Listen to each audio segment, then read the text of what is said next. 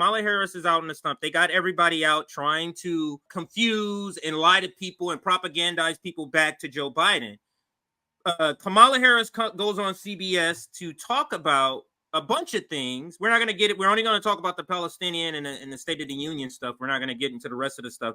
But let's listen to what is coming out of the Joe Biden camp. Vice President Kamala Harris is reacting to President Biden's State of the Union address last night and addressing the conflict in the Middle East. She spoke with our Nancy Cordes a short time ago.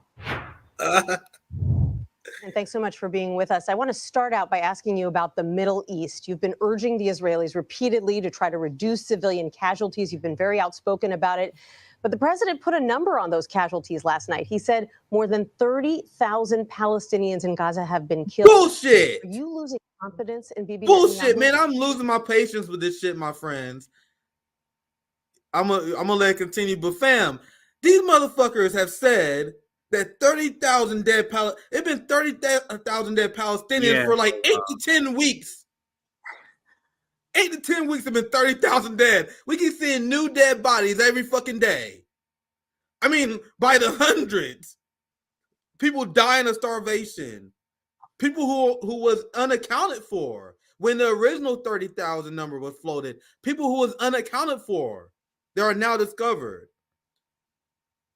The real number, and people need to start repeating it, 100 to 200,000 dead, at least. At least. And there's a reason why they are doing this. This is what they did in Rwanda, the genocide in Rwanda. This is what they did in Germany as well. This is what they always do during genocide. They have an initial high number, and then they keep that number there and they pause it. That is genocide propaganda. They have done this historically over and over again. So I am not being a nitpicky asshole when I bring this up. There's a reason why they keep bringing up the 30,000 number for weeks, because they want to give the illusion that it stopped or slowed down. It's bullshit and it drives me crazy, but let's continue. That is, you know what? I that was always something that stuck in my head. I didn't really like examine it or analyze it. I was just like, man, it's been 30,000 for a while. Yeah, like, Ralph Nader's like, organization. Why is that number? Go ahead. Ralph Nader organization is my source and one of the first people who raised a flag on this. And they was like, bro, if you listen to the people on the ground, when you continue to tally yourself based on the people dead, based on the people missing, this 30,000 number doesn't even come close to adding up. And his personal estimate is 200,000. So personally, for we can say 100 to 200,000 dead, but that's confirmed genocide, because that's completely destroys the narrative that comes from the right. The narrative that comes from the right and all these genocide denialists, all these Nazis, they say, how can you say it's a genocide when it's only 30,000 dead out of 1.2 million? You realize how fast that argument falls apart when you say it's 200,000 dead out of 1.2 million? That's why they do it, fam. That's why we can't. That's why I know I sound nitpicky, but it's very important for us to rebuke the genocidal Nazi propaganda. That's exactly what it is. But let's continue. Well, 70,000 dead bodies, 170,000 dead bodies. That's not nitpicking. You know what I'm saying? Like 30,000. That's not nitpicking, nigga. That's 3 times, 4 times the amount that they're trying to claim. And you notice that would say from the Hamas ministry, that is always to have that cloud over it. This number, you know, they don't know about this number. You know what I'm saying? Like, that's the point. But let's finish out with Kamala. Like I said, this is a short part for Kamala. He's repeatedly to try to reduce civilian casualties. You've been very outspoken about it. But the president put a number on those casualties last night. He said more than 30,000 Palestinians in Gaza have been killed. Are you losing confidence in Bibi Netanyahu? Well, listen, we've been very open and I think articulate about how we feel about it. First of all, this conflict has to end as soon as possible, and how it does so matters. We need to get the hostages out. We need humanitarian aid to go in. And ultimately, we need a 2-state solution. And we have been working every day, frankly, since October 8th toward that end, in addition to all the work that needs to happen now. We have also been clear. Far too many Palestinian civilians, innocent people, have been killed. Israel has to do better on that issue. It needs to allow more aid to get in. And we need this ceasefire over the course of at least 6 weeks to be able to facilitate support getting in for these innocent civilians who so desperately need it. It is a humanitarian catastrophe, as I have said, and it must be addressed. Are the Israelis at risk of losing U.S. aid if this continues? Right the president said last night there's a come to Jesus meeting coming with Bibi Netanyahu. So you heard her description. This is dire. This is terrible situation with humanitarian aid. So are you guys going to stop doing something? Listen to that. Listen. Are they in jeopardy of losing support? Let's listen to what Kamala says here. Listen to this double talk.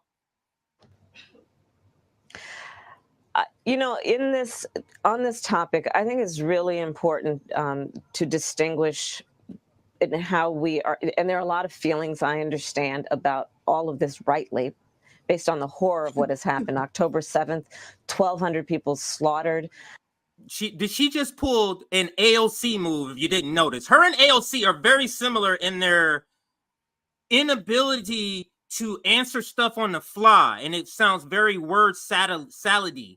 Both of them are very similar. Their ratings around the same too. They have around the same approval rating, so that tracks. Jesus. Well, I was listening to what you said. And I'm like, you guys can probably hear me. I'm like laughing because it's unbelievable that anyone take her seriously as a leader. But let's continue listening to this word salad. Yeah.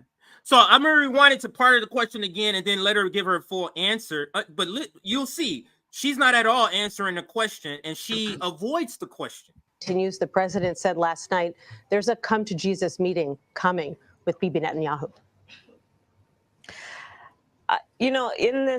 On this topic, I think it's really important to distinguish in how we are, and there are a lot of feelings I understand about all of this rightly, based on the horror of what has happened. October 7th, 1,200 people slaughtered, many young people who were just attending a concert. Women were horribly abused and raped being a tool of war. Do you see? Oh, Jesus Christ, man. Do you see what she's doing? So when you say, what's the accountability? Which the reporter essentially asked her, is Israel going to be held accountable? Is there any accountability? And she goes to, you see all the pain that Israel's going through over here? You see what happened to them on October 7th? Not at all. Trying to change sort of the sympathy, trying to flip it, trying to diminish the sympathy, the solidarity for what's happening to the Palestinian people, because she knows that the policy is not going to change. She understands that weapons are going to still be going to them. She understands that they're not going to press too hard to get humanitarian aid in. They'll just build this bullshit off the shore. She understands that. What's bad about her and AOC, they don't have it down pat how not to look uncomfortable doing that. She looks real uncomfortable explaining this. She doesn't have it down to where she can be, like a Barack Obama with a smile saying this stuff. She doesn't have it down that bad. But you were gonna chime in, Nick? I couldn't tell if you said something. Yeah, I mean, it's we can let it continue. I can. It's overall just train wreck. So I have my thoughts afterwards. So you can continue. Yeah.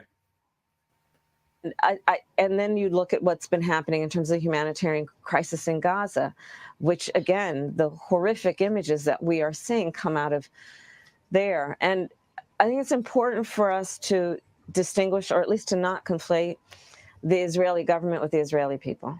The Israeli people are entitled to security, as are the Palestinians.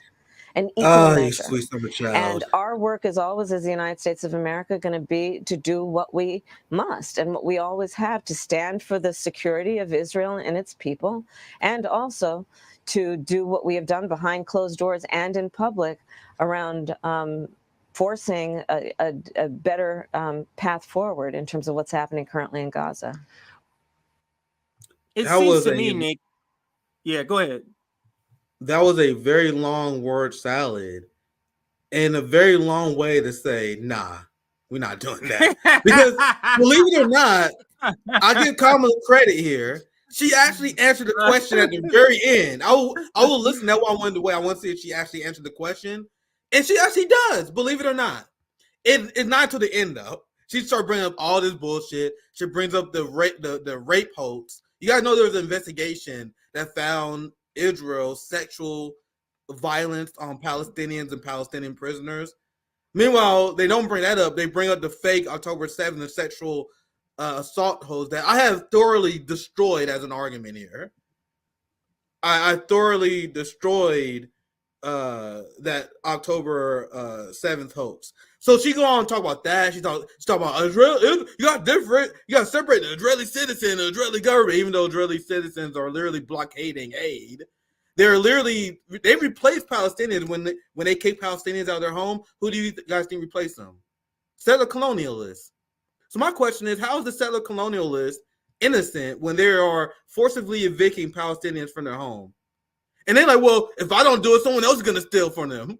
Imagine you rob a bank and you're like, nigga, if I don't rob a bank, nigga, another criminal's going to rob a bank. I am consistent on this. There is no Israeli citizen, an innocent Israeli. There's Israeli children that are used as human shields in this settler colonial project. But if you are a member of a state where there is mandatory military service, that is an apartheid state, once you join the IDF as a part of the mandatory military service, you are not a civilian no more. If you take part in the settler colonial project, you are not a civilian no more. And then once you're a children, you turn 18-year-old and you sign up to the IDF, you're not a civilian no more. But all right, I'm going through all her arguments. They're not necessarily necessary. You guys know it's bullshit. Now let's get to the point where she answered the question. So she actually does at the very end. She's like, well, Israel was already a strong partner, and we're going to continue to fund them and stand by them. So that's actually when she answers the question. So she lowered you to sleep in the beginning with a bunch of bullshit. And it's like, yeah, we're actually going to keep funding them, by the way. Right in. That's an insane thing to say.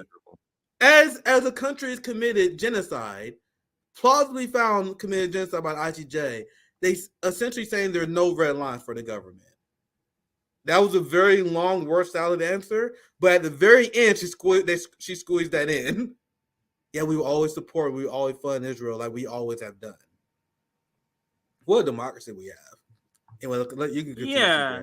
And I think we made an earlier point. This is the headline. We're not reading it, but this is Political Europe breaking. Israel's Netanyahu has said he will defy Joe Biden's red line and invade Rafah.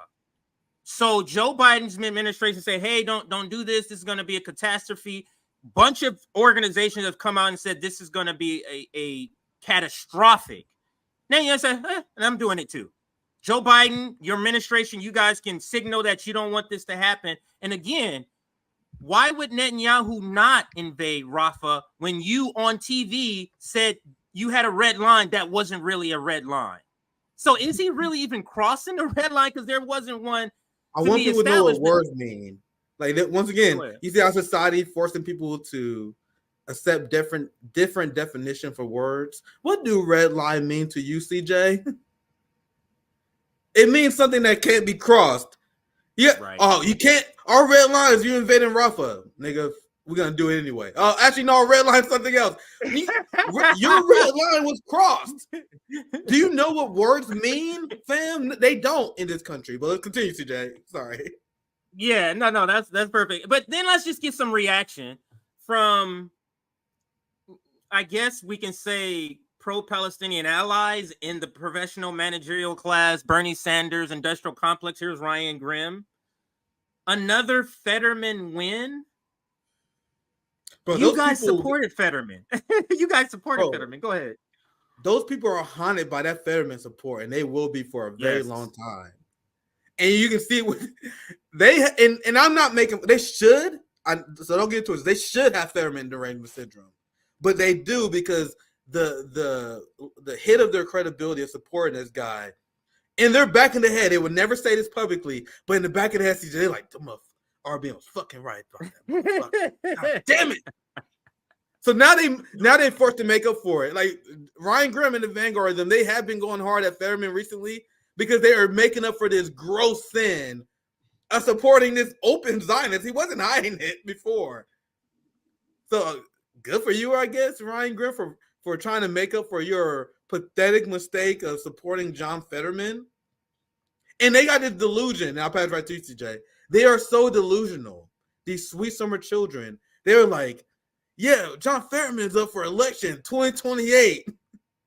We're going to get rid of him. We're going to make you pay, John Fetterman. We're going to primary you. Oh, you sweet summer children. You know why John Fetterman's doing what he's doing? You guys see the kind of money that AIPAC is pouring in these elections? Bro, John Fetterman is set for life, friends. And no matter how much you guys do this thing where you're going, I'm going to roll John Fetterman. We're going to take out John Fetterman. No, you got to live with forever the fact that you gave John Fetterman a permanent seat at the Senate, because he's going nowhere, my friends. He's going to be backed by the Zionist lobby. Democrats going to support him. In fact, I've seen a lot of people on the right who like, man, John Fetterman's based because he's standing up for Israel. Yeah, I thought that. So he's going to have a lot of centrist right-wingers, AIPAC cats that pour in anytime anyone left of center sniffs at him at a primary. So you guys are stuck with John Fetterman for life. So learn your lesson. When you support these Senate imperialist genocidal maniacs, you are giving them permission to have power for the rest of their life. You guys understand? Now you guys see why we are so hard on any motherfucker trying to run for the Senate. These same people like Ryan Graham and the Vanguards, they hated our guts because they viewed us as, oh, look at RBN, they being wreckers again. RBN wreckers of the progressive movement. You guys want Dr. Oz to win? I will never forget this. You guys know I got a chip on my shoulder. I will never let these people live it down because we are stuck with John Fetterman because of the Ryan Grahams. And no matter how many tweets you make about him, no matter how many segments you do about Ryan Graham, nothing will change the fact that you gave him power forever. Sorry for that mini rant, CJ, but it had to be said. I'll pass it to you. No, that's perfect. And I want to actually add to that because they were pushing him because the progressives or the NATO left, the Bernie Sanders industrial complex, they're okay with what I'm going to label hibernated Zionists. Meaning there's no active sort of genocide going on, so I'm okay. So when there's no genocide going on, so be pre-October 7th, pre-October 8th, because that's when the genocide started. Pre-October 8th, Nick, it's the NATO left's belief that yes, he's progressive. He's a Zionist, and just like Marianne Wyndham, and we would prefer them not to be that, but it's hibernated. That bad take is on hibernation right now. There's no real use for it right now for us to be against him on that point. So hibernated Zionists are okay, according to the NATO left, aka Bernie Sanders industrial complex. I got that right when I was listening to you. I was like, yeah, that is such a good point. And then Nina Turner also chimes in and she says, no more aid to Netanyahu. To me, I would say dismantle the genocidal state of Israel. I don't want to be too mean here. Why isn't the United States going into Gaza to fight for Gaza against Israel? I would like to see that, but go ahead, Nick. It's a good tweet, I guess. But you gotta know I'm nitpicky. You guys see how progressive they use Netanyahu for Israel? You good. But you guys see how they use Netanyahu as a filler for Israel? I guess it's a good tweet because fuck Netanyahu, but why not just say Israel? No more aid to Israel. Why not take the position that George Galloway has where he say he does not recognize Israel? I don't recognize Israel. Do you recognize Israel? Do you guys? I don't. No, I don't recognize Israel. And if you recognize Israel before, I think the position now is that Israel law should lose your recognition. I think this is an opportunity.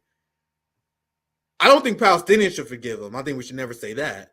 I think this is an opportunity for people who got this issue wrong to get it right now. You know what I mean?